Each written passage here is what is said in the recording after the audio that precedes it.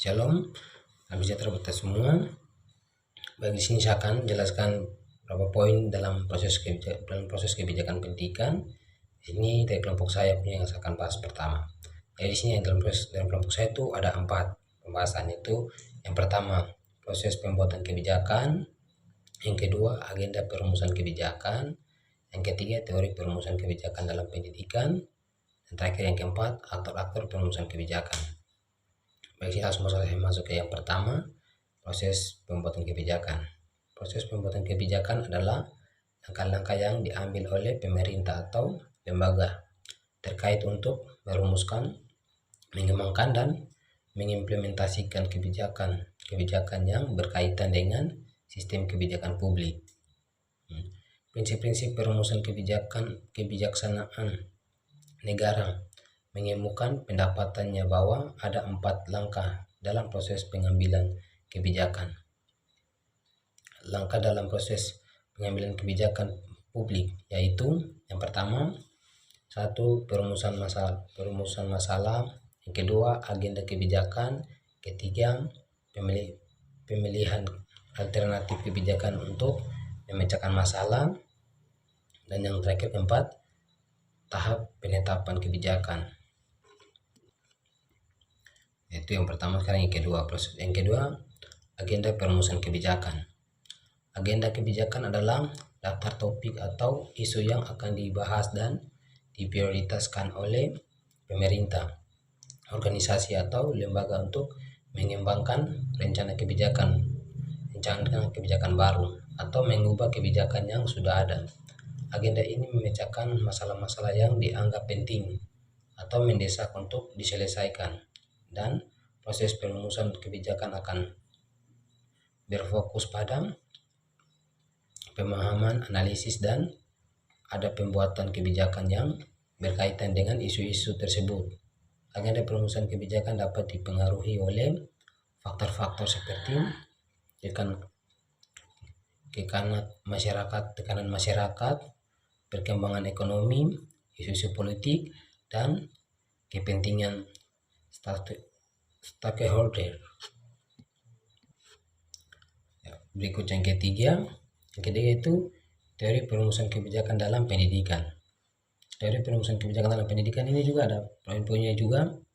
Misalkan saya poin-poinnya itu yaitu yang pertama teori sistem, ada teori keputusan rasional, berikut yang ketiga teori pendekatan sosial, dan berikut teori pembelajaran organisasi, dan yang terakhir kelima teori kepemimpinan dan kepemimpinan transformasional. Berikut masuk ke yang keempat. Yang keempat yaitu aktor-aktor perumusan kebijakan. Aktor-aktor perumusan kebijakan ada juga beberapa poin di sini aja. Poin-poinnya itu yang pertama penjabat pembuatan kebijakan dalam diantaranya dalam sistem legislatif, eksekutif, dan lembaga peradilan. Partisipasi non pemerintah dalam pembuatan kelompok kepentingan, partai politik, warga negara, dan sebagai individu. Ya, baik, itu dari yang pertama dan dari yang kelompok saya. Berikut saya akan masuknya dari pembahasan yang dari teman-teman kelompok lain punya. Nah, di sini kebijakan pendidikan merupakan kebijakan yang berhubungan dengan bidang pendidikan dalam proses penjabaran visi misi pendidikan agar tercapainya tujuan pendidikan melalui langkah strategis pelaksanaan pendidikan. Saya masuk di sini dari pembahasan kelompok berikut ini ada 3. Jadi mereka bahas itu yang pertama jenis-jenis kebijakan, yang kedua lingkungan kebijakan, dan yang ketiga kebijakan publik dalam bidang pendidikan. Bisa masuk ke yang pertama, itu jenis-jenis kebijakan. Kebijakan substantif. Kebijakan substantif adalah kebijakan mengenai apa yang ingin dilaksanakan oleh pemerintah. Kebijakan substantif mengalokasikan keuntungan dan kerugian maupun biaya dan manfaat langsung kepada masyarakat.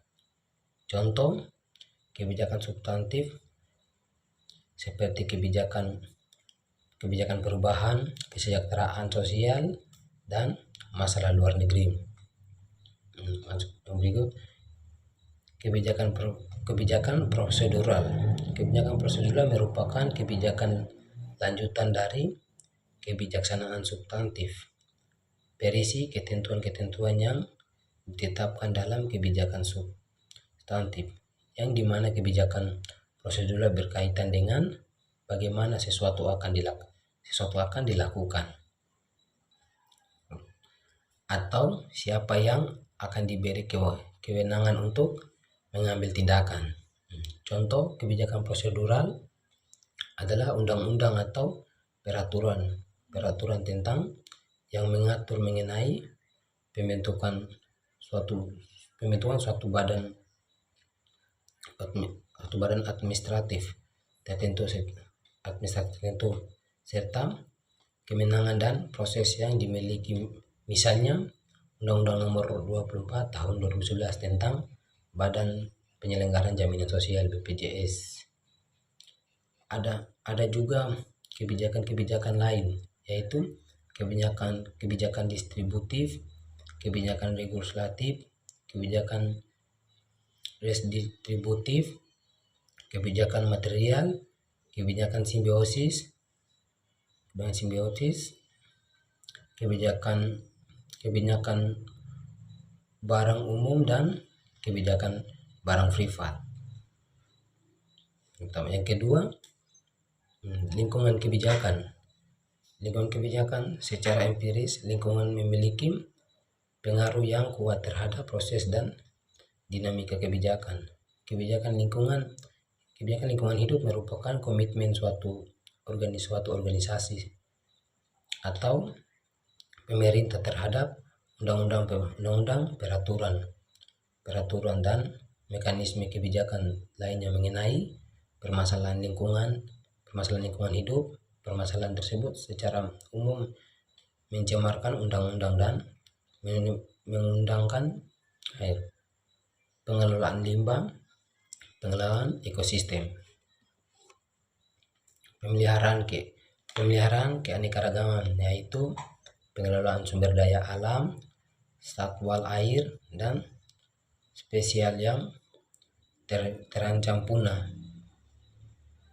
Kemudian ketiga, itu kebijakan publik dalam bidang pendidikan. Kebijakan publik adalah pilihan tindakan apapun yang dilakukan atau tidak ingin dilakukan oleh pemerintah. Kebijakan publik bidang pendidikan dapat didefinisikan sebagai keputusan yang diambil bersama atau pemerintah dan mempertimbangkan faktor-faktor yang memengaruhi untuk dilaksanakan atau tidak dilaksanakan pada bidang pendidikan bagi seluruh warga masyarakat. Ya baik, itu mungkin dari dua pembahasan yang saya jawab dari kelompok saya dan kelompok yang berikut punya. Mungkin sampai di sini. Sekian jika ada salah dan kurang ketepatannya. Terima kasih.